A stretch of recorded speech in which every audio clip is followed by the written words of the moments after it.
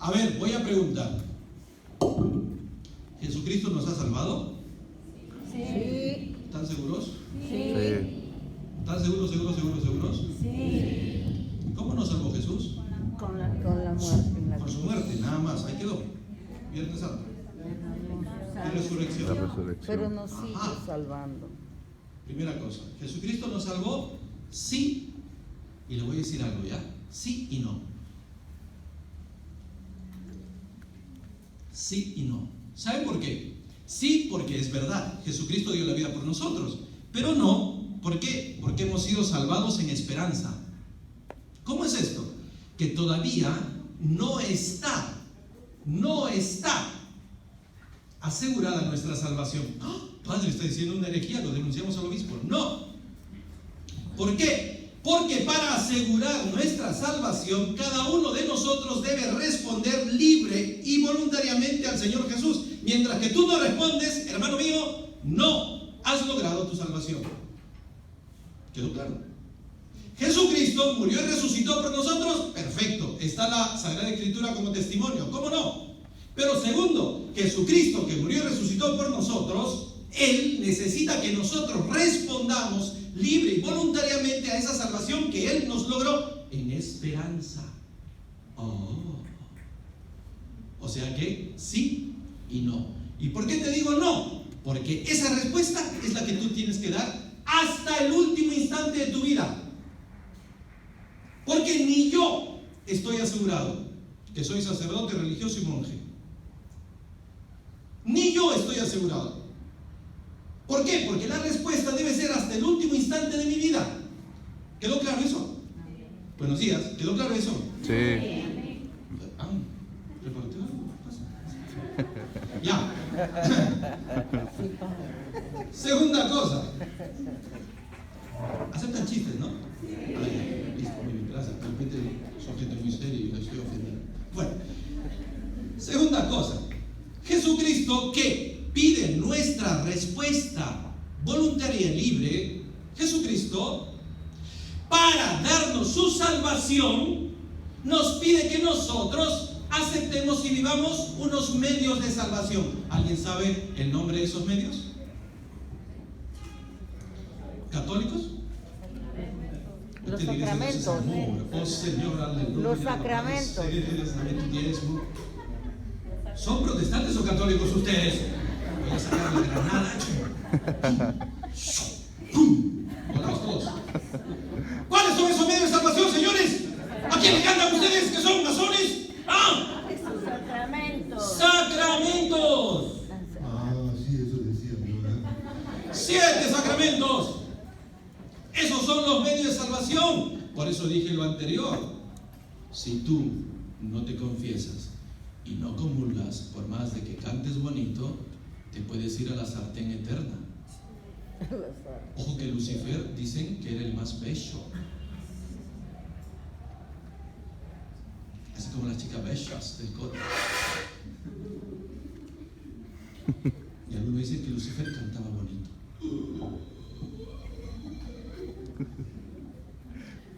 ¿Ah? Entonces, hermanitos lindos, preciosos, escúchenme bien, los medios son los sacramentos. Tú te salvas por la recepción santa de los sacramentos. Ay, que yo no pienso así. ¿Sabes qué? Eres nieto de Lutero. Anda, la iglesia de Dios es amor, para de sufrir. No eres católico. Con todo respeto te lo digo. Si nadie te lo dijo, te lo digo. No eres católico. Los católicos tenemos bien claro el hecho de que Jesús, cuando nos salva, lo hace por los sacramentos. ¿Por qué? Porque los sacramentos son la vivencia de la Pascua de Jesús. Pasión, muerte y resurrección, celebrada litúrgicamente. ¿Quedó claro eso? Porque los protestantes tienen otro entendimiento, con todo respeto. Ellos dicen, cierra tus ojos, ponte en la presencia de Dios, entrégale tu corazón, Señor, te entrego, entra en mi vida, Señor, te doy, oh Señor, estás entrando, entra, Sí, Señor, ya entró, entra, muévete, porque entra más, muévete, entra. ¿Sabes qué? Eso es protestantismo. Sí, es protestante. Eso se llama protestantismo.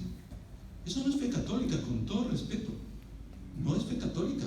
No es lo mismo que tú seas de la U y de la Alianza. ¿Se entendió? Sí. Lo digo esto Claro. porque a veces nosotros no tenemos claro ese punto. Entonces, no, yo ya me salvé porque yo le canto a Jesús. Cuidado, que el pastor Silva también le canta a Jesús, Jehová. Oh Señor, cuidado, que Satanás también cantaba. Ay, casi me juntó.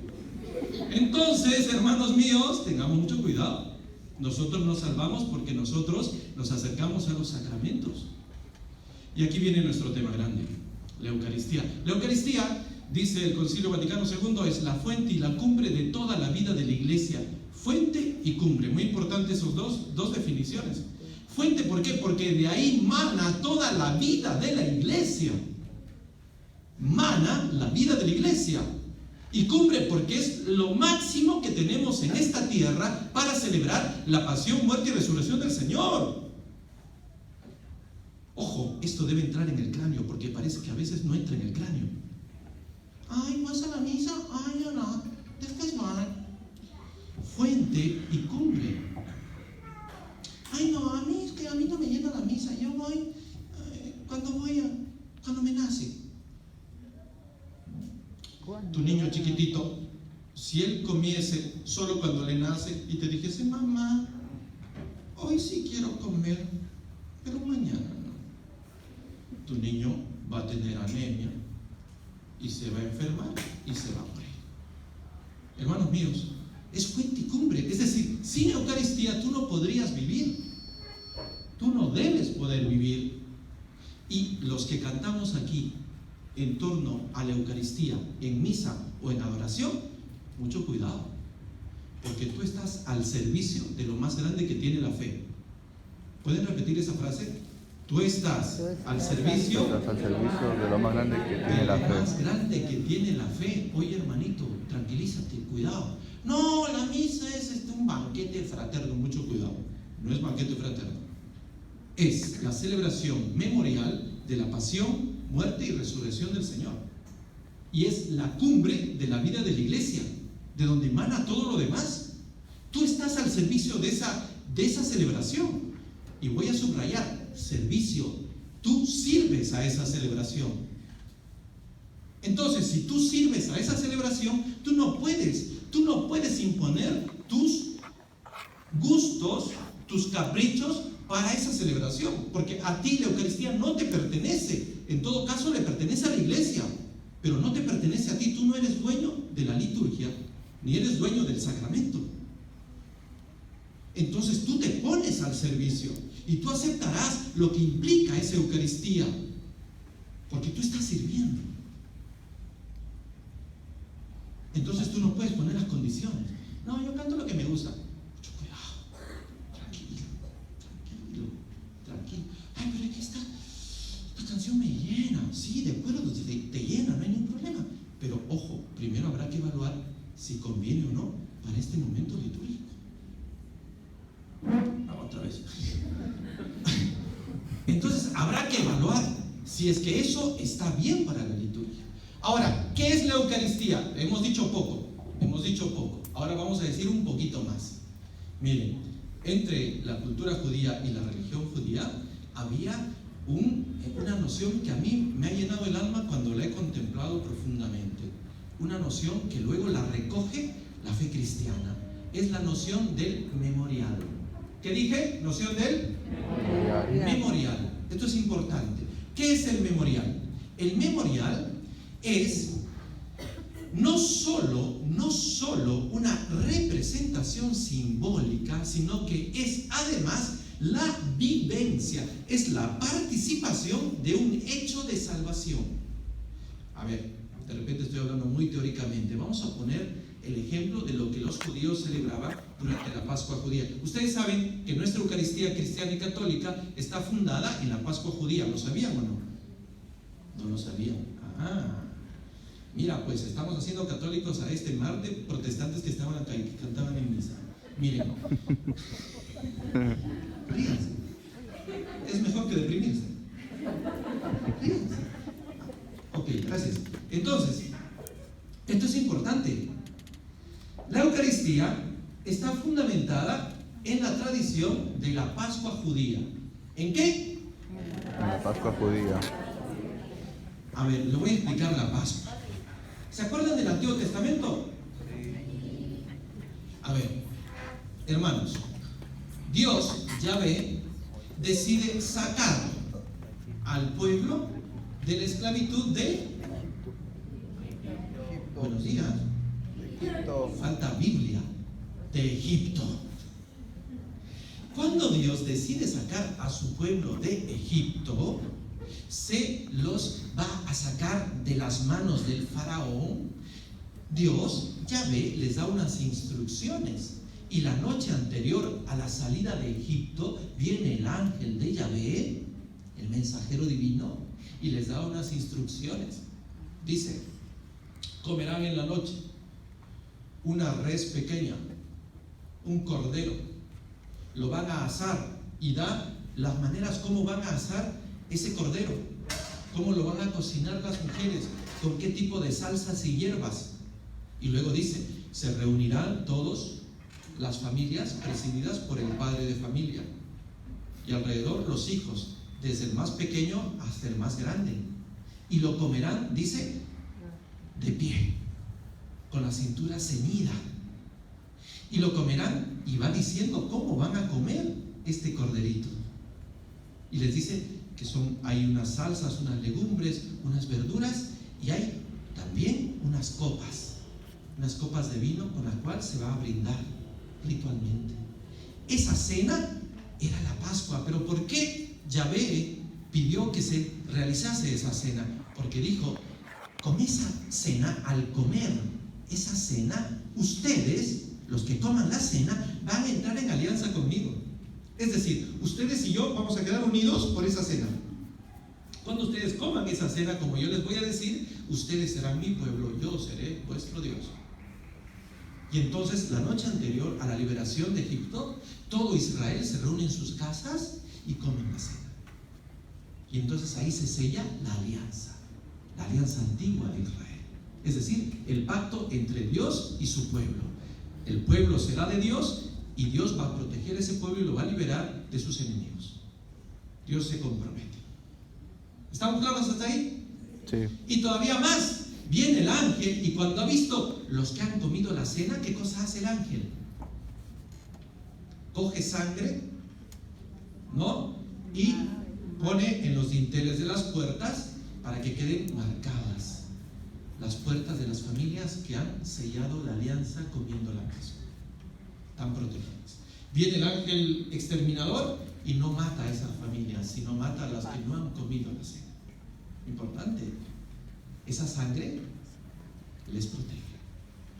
Al día siguiente salen de Egipto, el faraón y sus ministros y sus caballos y sus soldados mueren hundidos en el agua, y ellos son salvados. Son salvados porque comieron la cena, porque hicieron alianza con Dios y Dios los protege. Desde ese momento, en el pueblo de Israel, estamos hablando como unos 800 o 1000 años antes de Jesús, desde ese momento el pueblo de Israel cada año va a celebrar esa misma cena, que la celebra en el mes de Nisan, hacia el día 14 más o menos. Cada año los judíos celebraban la cena ritual, era la cena de Pascua. ¿Jesús celebró esa cena? Sí, papá, sí, la celebró. Pero Jesús no tenía familia. Jesús la celebró como padre de familia de sus apóstoles. Por eso Juan, el más pequeño, estaba a su lado, hasta el mayor, que era supuestamente Pedro, el más anciano. Siempre el menor se ponía a su derecha, y así iba hasta el mayor. Y todos los judíos hacían eso cada año. Era fortísimo, porque renovaban cada año la alianza con el Señor. Todos lo hacían, todos tenían que hacer eso. Y entonces, ¿Jesús celebra la cena con sus discípulos? Sí. Y en la última celebración de esa Pascua, Jesús, ¿qué cosa hace? Instituye la Eucaristía. ¿Qué cosa hace Jesús? En medio de la cena ritual, Él cambia algunas fórmulas. Y tomando el pan, ya no el cordero, fíjense el cambio que hace de cordero a pan, toma el pan y dice: tomen, esto es mi cuerpo, que será entregado por ustedes. Y lo da. Ojo, que cuando se tomaba el pan durante la cena pascual de los judíos, se hacía una oración, pero no era esa. Jesús cambió. Y cuando el padre de familia daba el pan al hijo menor, este hijo menor partía el pan y lo daba a todos sus hermanos. Y cada hermano iba cogiendo un pedazo hasta el último. ¿No? Al último él le quedaría chiquito, ¿no? Así, tic, tic, tic, tic, tic, tic. Y lo mismo pasaba con el vino. El padre de familia tomaba la copa y la daba al hijo menor. Y cada uno iba tomando hasta el final. Pero había una oración muy interesante para ver claro qué es el memorial. Porque el hijo menor ritualmente le tenía que preguntar a su papá: Padre, ¿por qué hacemos esta cena? Ese era el rito. Y el papá tenía que responder: Hijo, porque hoy Yahvé nuestro Dios nos ha liberado de Egipto. Eso era parte de la liturgia. Qué interesante que el hijo le preguntase al papá: Padre, ¿por qué hacemos esta cena hoy?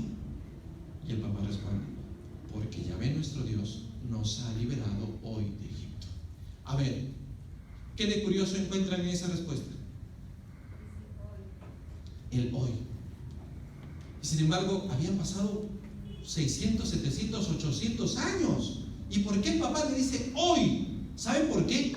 Porque celebrando esa cena ritual, en ese momento Yahvé vuelve a salvarlos de Egipto y vuelve a ser su Dios. Y ese pueblo se hace otra vez propiedad de Dios. En ese momento. Es como si los judíos en ese momento se trasladasen, superando el tiempo y el espacio, al momento de la noche anterior a la huida de Egipto.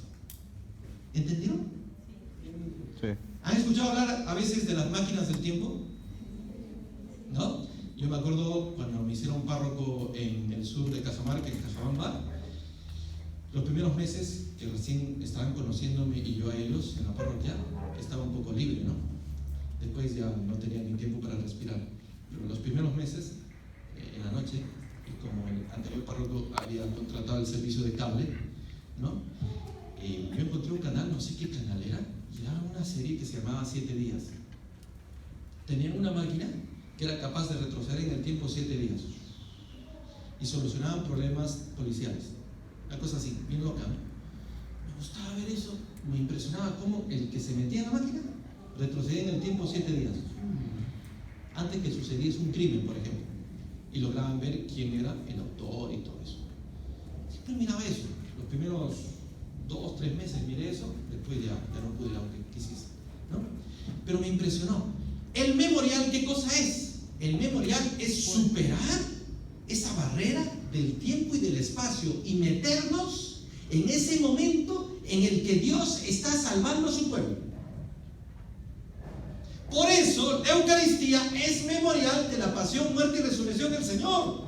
Cuando se celebra una Eucaristía, tú te estás metiendo en el mismo momento en el que Jesús está muriendo y está resucitando por ti. Esa es la misa, entiéndelo, hermano. Es servicio a un memorial. Por eso, propiamente hablando, no se puede decir que hay muchas misas. Hay una sola misa. Solo hay distintas celebraciones de una única misa. ¿Me entienden? Por favor, si no entienden, pregúntenme. Apuntálenme de preguntas, porque esto es muy importante entenderlo. Esto es una categoría teológica muy importante que muchos no conocen. El memorial.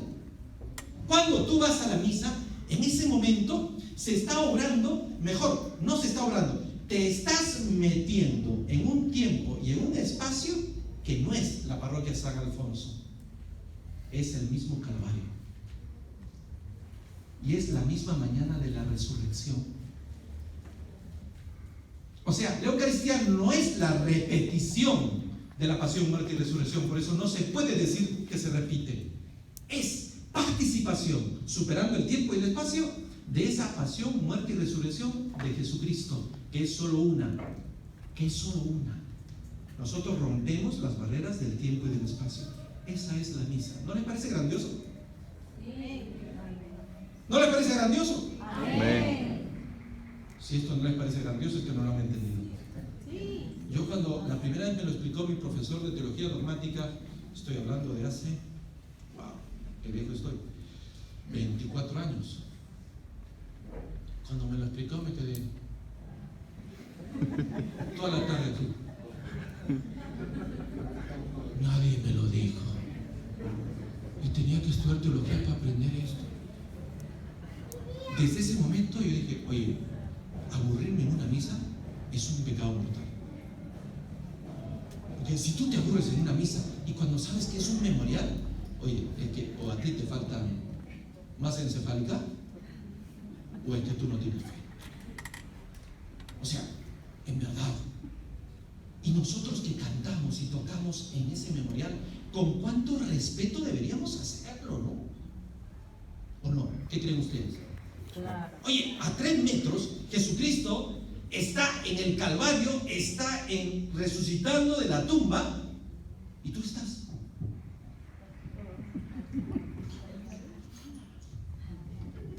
Oye, por favor, cálmate, ¿no? Respeto, ¿no? O sea, mira, qué fuerte es esto. La Eucaristía es el memorial de la pasión, muerte y resurrección del Señor. Tú estás metido en lo más santo. ¿Qué cosa le dice Yahvé a Moisés cuando Moisés está acercando a la zarza ardiente? Que no se acerque porque es un lugar Quítate sagrado. las sandalias. Canción de Franklin. Quítate las sandalias, ¿no? Bonito. Quítate las sandalias. ¿Por qué? Porque lo que tú estás pisando es tierra santa. Oye, cuando tú te acercas a la Eucaristía, es tierra santa. Y lo que tocas en la Eucaristía debe ser santo. Todo santo. Sí. No, es que a mí me gusta esta canción, ¿no? De Jesús es verbo, no sustantivo. Oye.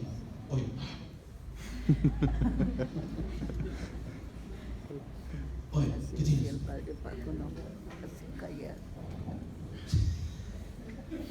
¡Absurdo! Es tierra santa. En ese momento el Señor Jesús está en el Calvario y tú te has trasladado rompiendo el tiempo y el espacio y estás al pie del Calvario con tu guitarra, con tu micrófono. A ver, Pedro, ¿cómo cantas? A ver, ¿cómo tocas, pues? A ver, ¿cómo estás con tu teclado? A ver, Pedro, estás al pie del Calvario. Está el Señor muriendo.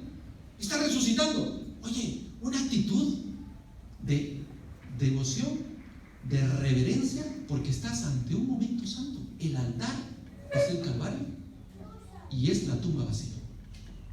El altar, respétalo. Tú estás a 4 metros.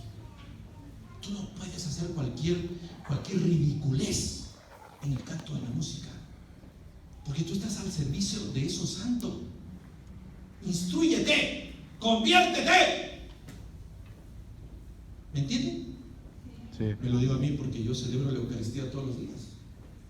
Y de verdad que eso golpea. Y yo a veces he llorado en la Eucaristía.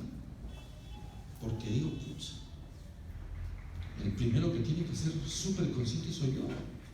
Porque si yo me mando con una cosa así inconsciente y sin pensar, oye, estoy faltando el respeto. A ver, aquí hay varias chicas y señoras. No, ellas son mucho más sensibles a esto. Los varones también, pero un poco, no solo disimulamos, ¿no? Cuando tu enamorado, novio, cuando tu Romeo te dice tu esposo, ¿no? Si lo quieres todavía, te dice, si lo quiere, ¿no? Cuando tu esposo enamorado, novio, lo que fuere, se acerca a ti y sin mirarte a la cara, te dice, te quiero. Te quiero. Le quiere al que está mirando al costado. ¿Tú qué piensas, chica, hermana, señora, señorita? ¿Qué piensas? No es amor. Eso no ¿No está siendo quiere. sincero? No te quiere. No, claro, no hay sinceridad. No le importa. Pero si yo te he dicho te quiero, pe. Clásica de machote, ¿no? Ajá. Ya te dije, pe, que te quiero, pe. Oye. ¿Qué tienes, ¿Entienden o no la comparación? Sí. Sí. O sea, si este chico, si tu amado, tu Romeo, tu galán, tu super panza, él, te dice que te quiere de ese modo tan simplón, tan sin corazón, si tú eres una chica inteligente, tú dices, ¿qué te pasa? Yo no me- ¿No? ¿Por qué no me miras? ¿No? ¿O no? O simplemente te vas. Te vas. ¿No? Si eres una chica que se respeta. ¿No? Claro, si eres otra ya media adicta y dices, ay, yo sé que me quieres, solo que... No, bueno, pero si tú te respetas, tú dices, oye, este pata se está burlando de mí. ¿No le suena a burla? Claro. A mí me sonaría burla. ¿Te imaginas nuestra actitud frente a la Eucaristía? Desatentos, dormidos, chateando, pensando en 15,000 cosas, afinando tu guitarra toda la misa. Oye, estás faltando el respeto, ¿no? Tenga listas tus canciones, pues. Oye, ¿cuál va? Aguanta. ¿Ya va el santo? Aguanta. Oye, ya, pues no, ten todo listito, ¿no? Porque tú estás participando de un tiempo santo. Igual los coristas, los cantantes, ¿no? O sea, son vivos. Son divas que a veces piensan que están, no sé, en un set de televisión. No. Está sirviendo a un momento y a una celebración santa. Para mí, la Eucaristía es eso. Es el memorial de la pasión, muerte y resurrección del Señor. Claro, tiene otros aspectos. Tiene el aspecto de banquete sacrificial, tiene el aspecto de comunión fraterna, de acuerdo, todos esos aspectos están, pero primero aclaremos el primero. Si no aclaramos el primero, todo lo demás se cae. No, que esta es una celebración fraterna, que la podemos hacer también en la calle, así nomás en cualquier mesa, no. Implica una sacralidad, implica que es un momento y un tiempo sagrado, que no te pertenece ni me pertenece, que pertenece a la iglesia. Y hay que respetarlo. Hay que respetarlo. ¿Estamos claros hasta ahí? Sí. Ahora, dime, Nelly. Si yo veo una misa en un parque bien bonito, es misa, ahí está, porque también hace su vida. Claro.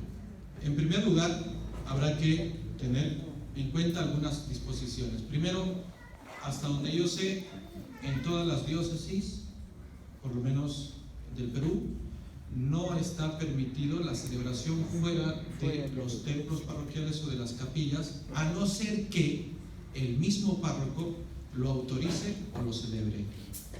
Si es una misión popular, si es un tipo de evangelización.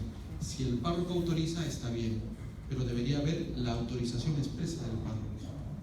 Eso hay que tenerlo seguro. Por ejemplo, hay falsos sacerdotes que celebran en casas. Mucho cuidado, porque hay gente que dice, ay, qué lindo este padrecito, ha bautizado a mis hijos en mi casa, me ha casado a mí, ha confirmado. ¿Cómo? Eso huele muy mal. No. Primera cosa, no se debe celebrar la Eucaristía en cualquier lugar. Falsos sacerdotes sí bautizan, casan, confirman, se visten de obispo y todo lo demás a domicilio, delivery, hasta con tarjetita. Yo lo he visto. De todo. Cambio de aros, cambio de llantas, de todo lo demás. ¿No? Cuidado. Eso huele mal. No se acostumbren a eso. Siempre implica una sacralidad. Y aun cuando el párroco haya autorizado una misa, por ejemplo, no sé, en un mercado, la ha autorizado, igual, o sea, debe ser una mesa digna, deben ser manteles dignos, no sucios, muy limpios y adecuados para ese fin sagrado. Debe buscarse que el ambiente también pues, sea limpio, arreglado, ¿no? Y que la gente de alrededor respete esa celebración, apaguen su música. O sea, hay que respetar el ambiente sagrado, ¿no? Eso tenerlo siempre presente, ¿no? Entonces, la Eucaristía es así, fuente y cumbre. Es nuestro alimento. No sé, ¿otras preguntas? ¿Sí? ¿Tú? Una pregunta. ¿No? ¿Sí me escuchan? No Sí. me tengo que levantar. Yo soy de Venezuela y cuando llegué aquí a Perú, o sea, como que me llegó un choque en cuanto a la Eucaristía. Porque con respecto a lo de las misas de difuntos, no, o sea, no sé si es mi impresión o es que no es así, pero siento que no es misa, sino que es una celebración al difunto. Entonces, como ministerio, como coro, hacemos la misa abocada a que es misa de difunto. Entonces hay ciertos cantos, vamos a cantar eso porque es de difunto, esto no puede hacer así porque es de difunto, o también se integran canciones que no son eucarísticas porque es de difunto. Entonces no sé si es tradición o es porque... Si fuese así como me lo estás diciendo, es un abuso. Eso es un abuso litúrgico. ¿Por qué? Porque la finalidad no es el difunto. La finalidad es la Pascua de Jesús. Ahora, que esa Pascua de Jesús, celebrada sacramentalmente, se va a ir a beneficio de un alma, de un difunto, está bien, pero el centro es Jesucristo. Por ejemplo, en Venezuela, cuando se celebraba la Eucaristía, uno ofrecía la misa por ciertos difuntos o por alguna cosa que por alguien que estuviera enfermo o por Claro. acción de gracia. Pero el padre no hacía la misa de ese difunto, sino que era como una lista. Y cuando el padre iba a decir esto de Las cuando intenciones. exacto, las intenciones, él nombraba a todos los difuntos, pero nunca se abocó la misa hacia el difunto. Ahora, hay que diferenciar que esa sería una misa de intención comunitaria, ¿no? Que le llamamos aquí. Y claro, también a veces algunas familias tienen la costumbre, no, yo no quiero comunitaria, quiero solito para mi difuntito, ¿no? Y tienen ese, bueno, a mí no me gusta mucho, pero en fin, está bien, ya, si es posible, se celebra. Pero ojo, tampoco allí el centro es el difunto, siempre será Jesús.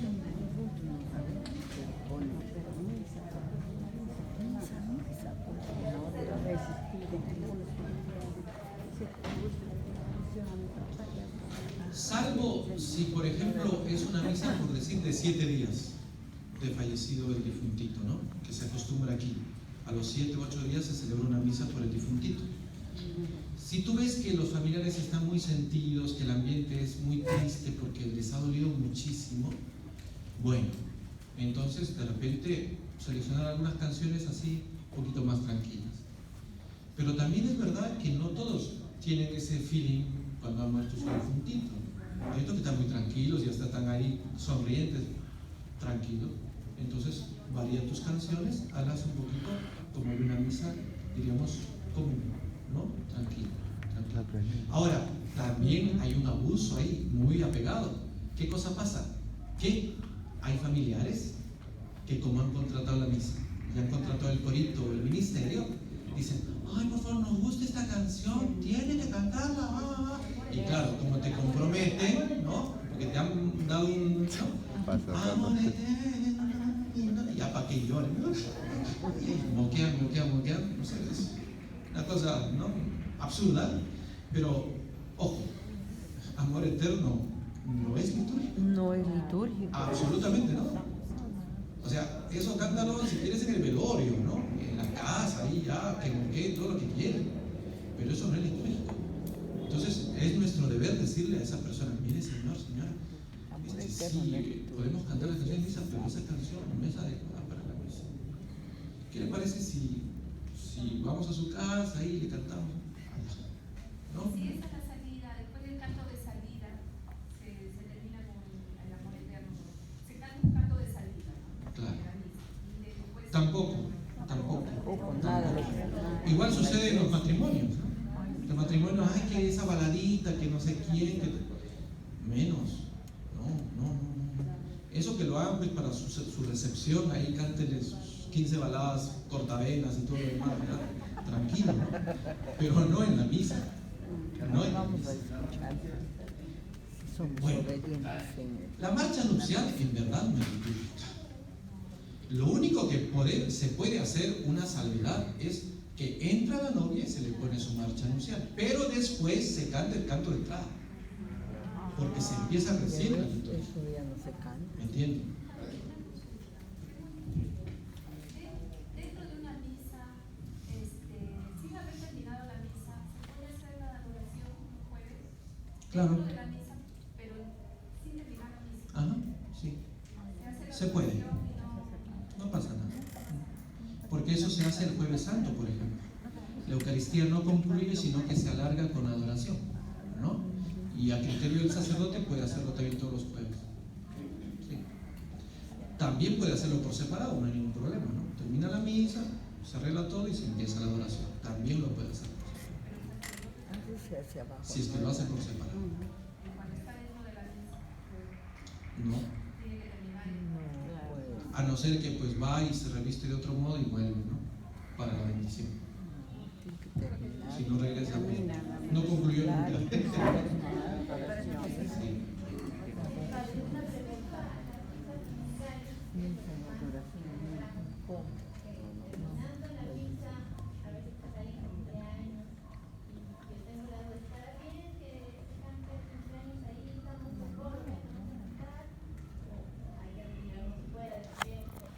Yo diría que se debe cantar normal la canción final y luego el agasajo pasamos a un saloncito, ahí le cantamos todo lo que le guste al cumpleañero y bonito le celebramos, ¿no? Yo creo que eso es lo Santo tampoco nos Claro. aplaude. Claro, porque ya cambia la tonalidad de la celebración, ¿no? Ahí el centro es esta personita y la liturgia está centrada en Jesucristo. Entonces como que se está forzando un poco el asunto, ¿no? Salvo que se diga, no, ahora vamos a saludar a nuestro hermano, ¿no? Bueno, si lo admite, unas palmas o oremos por él, tal, y se canta, ¿no? Claro, o con la gente también puede ser, ¿no? Padre, una pregunta. Diga. En el santo se debe, cuando estamos cantando santo, no se debe aplaudir. Eso nos ha enseñado, pero no sé, ¿usted qué dice? A ver, aclaración. En algunas, En gloria, en sí, algunas gloria, sí. comunidades, Gloria, sí. sobre todo de orden así muy populares, se ha ido acostumbrando a dar las palmas. Yo hasta ahora no conozco una normativa de obispos sobre este punto. Esta es la diócesis de Chosica. No conozco qué ha establecido el obispo de Chosica sobre estas expresiones. En todo caso, tendrían ustedes que consultar a algún encargado de la diócesis qué ha establecido sobre estas expresiones. Y lo que ha establecido, obedecer. Por ejemplo, en otras diócesis no se admiten las palmas ni otros tipos de expresiones. Igual el cordero. Eso es potestad del obispo. Santo ni cordero, no se aplaude. Litúrgico no es propiamente En litúrgico. un curso me dijeron que no se aplaude. Sí. Al momento de la comunión, se eligen canciones que van de acuerdo al Evangelio del día. ¿Justo así? Claro. Lo más ideal es que las canciones tengan alguna relación con la palabra que ha sido proclamada, ¿no? Ahí sí yo he visto muchos directores de coros y ministerios que tienen cuidado y más o menos han revisado las lecturas y dicen, por aquí va, entonces hay que buscar 2 o 3 cancioncitas que más o menos nos enlacen. Me parece muy bueno, ¿no? Eso puede darse, por ejemplo, para el inicio, para el final o para la comunión. Entonces, no hay ningún problema, podría ser así. De todos modos, sobre el tema explícito de cantos, voy a hablar en la otra charla, ¿no? De repente estamos adelantando. Volvemos sobre lo nuestro. Al ser la liturgia expresión y celebración del memorial de la pasión, muerte y resurrección de Jesús, es la celebración de la nueva alianza. Nosotros somos el pueblo de la nueva alianza. Ahora, un detalle más que quiero decir antes que se me olvide y me vence el tiempo. Hermanos, no debemos ningunear la liturgia. ¿A qué me refiero? Que a veces entre nosotros católicos hay un mal que está cundiendo, y lo veo entre muchas parroquias, y yo los prevengo. ¿Cuál es el mal? Se suele despreciar o menospreciar las oraciones de fórmula. ¿No? Por ejemplo, tú le dices a una persona: a ver, por favor, hermano, rece. Ay, no, pero es que yo rezo con mi corazón, lo que me sale, eso lo digo. Mira, ¿es una oración legítima? Sí. Pero ojo, nunca me deseches las oraciones de fórmula. ¿A qué me refiero? La primera oración de fórmula es el Padre Nuestro. Otra, el Ave María, el Gloria, el Creo, que es una expresión de fe básica. ¿Y saben qué? Toda la liturgia es una oración de fórmula. No debemos despreciarla, no debemos maltratarla, porque hay gente que tiene esa valoración, ¿no? No, cuando es del corazón es el más importante. No, repetitivo eso. Uy, cuidado, que estás pensando igual que un protestante no católico. Ellos no tienen liturgia, nosotros sí tenemos liturgia. Ahora, ¿por qué es importante la liturgia? ¿Para que se vea bonito? No. La liturgia tiene una expresión espiritual. Voy a subrayar esto, ojalá me entiendan. ¿Cuál es la expresión y el valor espiritual de la liturgia? Mateo 16, 18, Jesús le dice a Pedro: yo te entrego las llaves del reino, y lo que tú ates en la tierra quedará atado en el cielo, lo que desates en la tierra quedará desatado en el cielo. ¿Qué cosa le está diciendo Jesús a Pedro? Le está diciendo que Pedro tiene toda la autoridad para decidir qué camino tenemos que tomar todos nosotros para ser salvados. Y el camino, hermanos, es la liturgia. ¿Dónde te salvas? En la liturgia. ¿Gracias a qué te salvas? A la participación de la liturgia con todo tu corazón. Eucaristía. Confesión también es liturgia. Bautismo es liturgia. Matrimonio es liturgia. Ordenación sacerdotal es liturgia. Sacramento de unción de enfermos es liturgia. Hay unos ritos previstos para cada sacramento. Entonces, ¿nosotros cómo nos salvamos? Viviendo de corazón la liturgia. Entonces, no podemos menospreciar las oraciones de fórmula. Más bien tenemos que decirlas con toda nuestra alma. ¿Por qué? Porque diciéndolas con toda el alma, nosotros hacemos que esa realidad que estamos rezando se haga vida en nosotros. Les voy a hablar de mi molino. Nuestra comunidad, nosotros somos siervos de la Reina de la Paz. Nosotros vivimos la espiritualidad de Nuestra Señora, la Virgen María, que viene manifestándose al mundo desde hace 38 años en un lugar que se llama Medjugorje. A propósito, Madre Karina y yo y Fray Sommer hemos estado en Medjugorje hace poco. Y miren lo que dice la Virgen en Medjugorje. Dice una cosa. Dice que cuando nosotros rezamos de corazón, eso que le llamamos fórmula, las realidades que rezamos se hacen vida en nuestro interior. Fabuloso. Cuando digas el credo, hermanito, hermanita, no digas creo en Dios. Dilo con tu alma, porque cuando lo rezas de corazón, lo que estás rezando se hace vida aquí. Qué hermoso, precioso. Si tú estás diciendo, quiero en la resurrección de los muertos, la resurrección se está haciendo forma en ti. Si tú dices, creo en Dios Padre, el Padre se está haciendo fuerte en ti. Si dices, creo en el Espíritu Santo, el Espíritu Santo se está haciendo fuerte en ti. Entonces tú estás siendo santificado y salvado ya desde ese momento. Precioso. Eso es la paz. Por eso ella es la reina de la paz. Esa es la paz, la llenura del corazón. Entonces, ¿tú puedes encontrar paz en la liturgia? Por supuesto que sí, hermano. Una sola misa bastaría para salvar el mundo. Una sola. ¿A qué condición? A que la participemos con todo el alma. Una sola misa. A veces nosotros estamos un poco como fijados, ¿no?, en palabras mágicas, rituales mágicos, y no entendemos, ¿no? Una sola misa es para sanación, para liberación y santificación. Una sola misa. No la menosprecies. Es un pecado muy grave menospreciar la liturgia. Es gravísimo. Porque estás despreciando lo más santo que hay en la tierra. Ojo, y no es lo mismo que un culto protestante, con todo respeto. No es lo mismo una mototaxi que un automóvil Mercedes-Benz.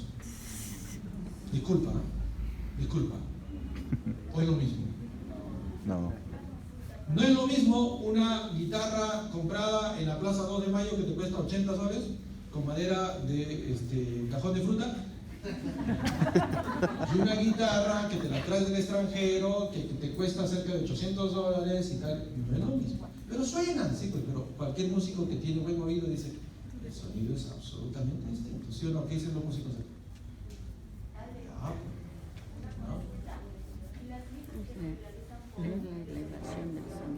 Muy bien. Las misas gracias que se transmiten por la tele o a veces por la radio son importantes y son válidas sobre todo para las personas enfermas, las personas que no pueden moverse de casa. Entonces para ellos les vale, está muy bien, ¿no? Estás postrado en cama o conoces una persona así, sintonízale la radio o la tele y déjale la misa porque para ellos eso es su ancla de salvación, mientras que no pueden.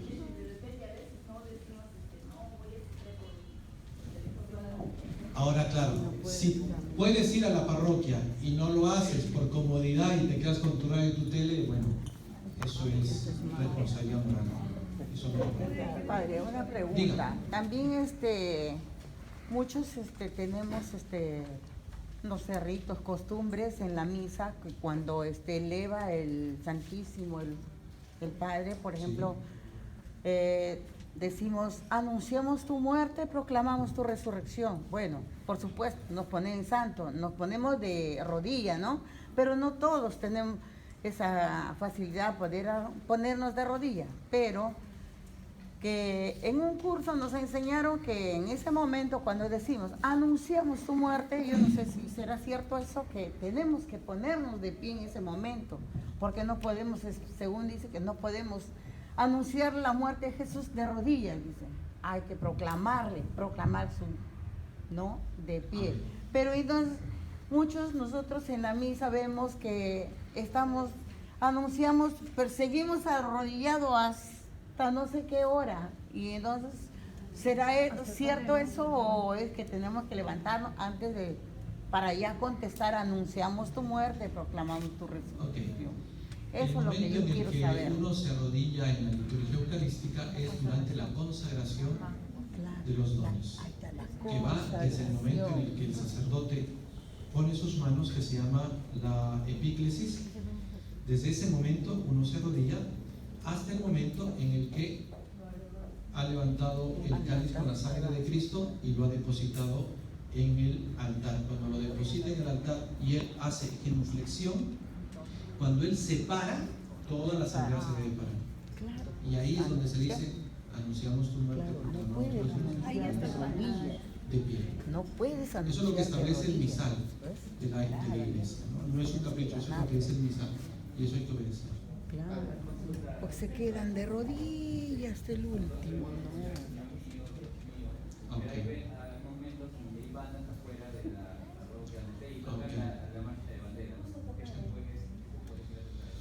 Bueno, eso te cuento lo que a mí me pasaba. Yo he sido párroco en una parroquia muy tradicional que tenía esas costumbres.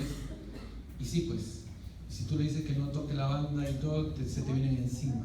Entonces yo decía, está bien, van a tocar su marchita, pero fuera del templo. Entonces se ponían en la puerta. Ahí estaban. Y yo aprovechaba ese momento para quedarme de rodillas y adorar al Señor. Señor, esperaré que termine. Mientras tanto te digo que te amo. Ya está. Trancado.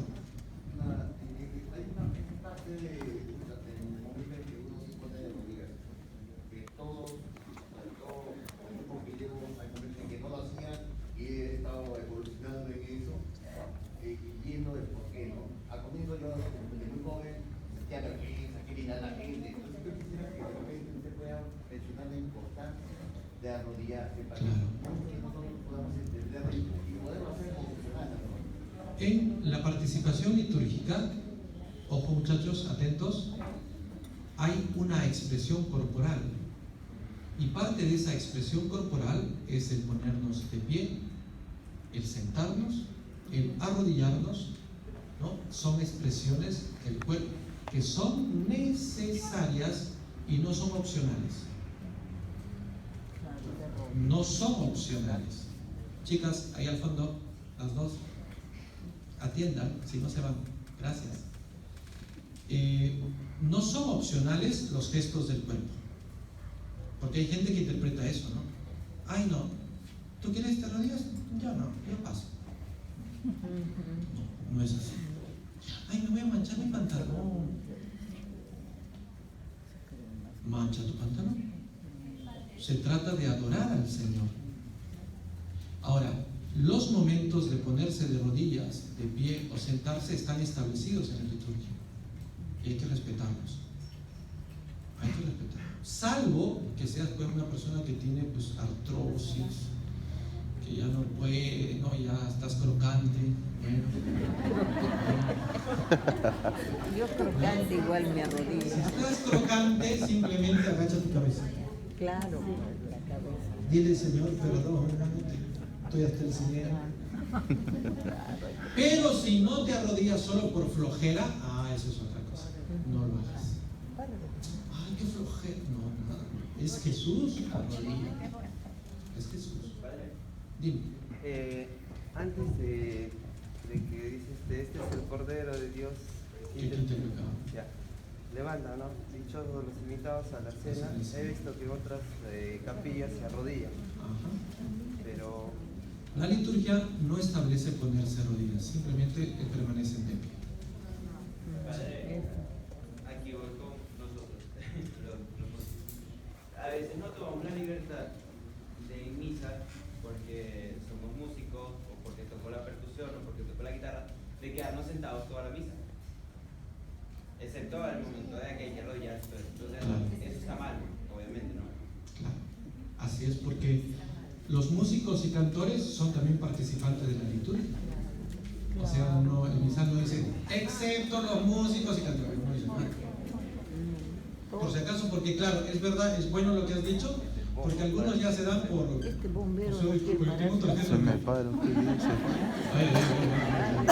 Tranquilo, tranquilo, tranquilo. Y de rodillas. Todos participamos de la liturgia, toditos. Entonces todos estamos en la misma obligación. Claro, no hay excepción.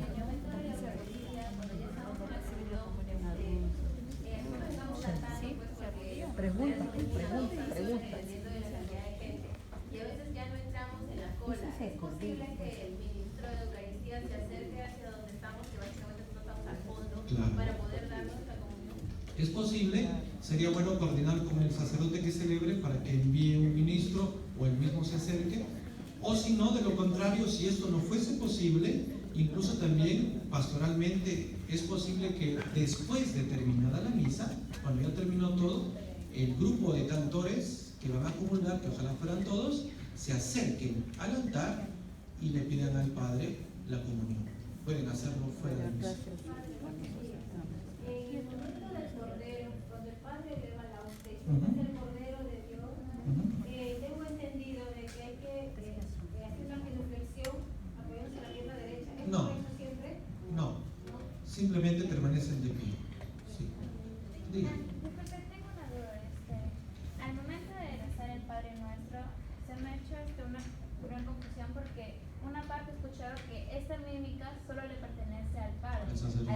al sacerdote. Ujú. Y hay muchas personas que dicen que solo se hace esto y que, bueno, prácticamente no puede rezarse el Padre Nuestro agarrado de las manos. Así es. A ver, aclarando, ¿no? Yo digo todo lo que es litúrgico. Litúrgicamente, el único que hace en la liturgia este gesto es el sacerdote y Sí. los concelebrantes, sacerdotes. O sea, nosotros. Todos los demás, en el Padre Nuestro, hacemos eso. Así. Lo hacen en liturgia. Y nosotros todos somos así. Ah, ya, entonces sí. Ya entendí. El cogerse la mano, me parece que la Congregación para los Ritos ha establecido que eso no es dable. No es dable. Ahora, puede hacerse en una asamblea de oración de un grupo, ¿no? En un saloncito, nos cogemos de la mano para rezar Padre Nuestro, no hay ningún problema. Pero en la misa no. El grupo, sí. Padre, al momento de recibir la Eucaristía, ¿podemos arrodillarnos? Claro, claro que sí. Yo lamento que algunos sacerdotes como que tienen alergia a ello, pero no es dable. Yo pienso que la comunión debería recibirse siempre en la boca y de rodillas. Siempre. En la boca y de rodillas. No en la mano. En la mano no. Porque se Hay contamina. que empezar a Ahora. practicar, a poner en práctica. Es verdad que algunas personas, como digo, no pueden arrodillarse, tranquilas.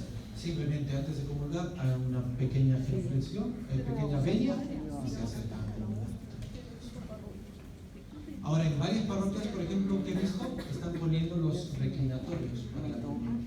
Perfecto, es una gran ayuda.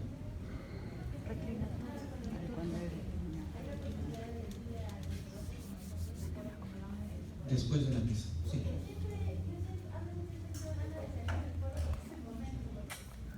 Los de atrás están corriendo, Claro. quieren pisar los que están. Uno, dos, Puede ser. Por eso, precisamente antes de la misa, pónganse de acuerdo con el Padre y digan: el Padre, nosotros normal cantamos todo, pero le suplicamos, acabada la misa, nos vamos a acercar por un costadito para que nos dé la comunión. Perfecto, no hay ningún problema.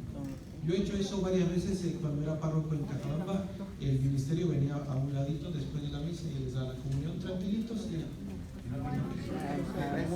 Después de la misa, cuando se termina el canto final. Sí, para que no, porque si se van uno por uno ya no. También otra salida es eso, un ministro extraordinario enviado por el sacerdote para administrar la comunión.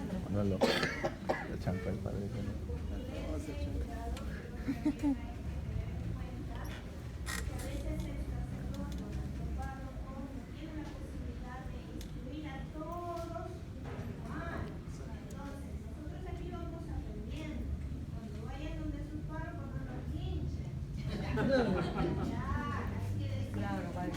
Claro, eso es cierto. Eso es cierto. Ajá. claro.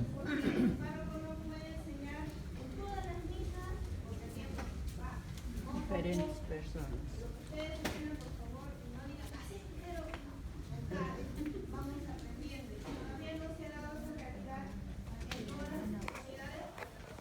Poco a poco tenemos que ir aprendiendo. Ya queremos todo ya. No.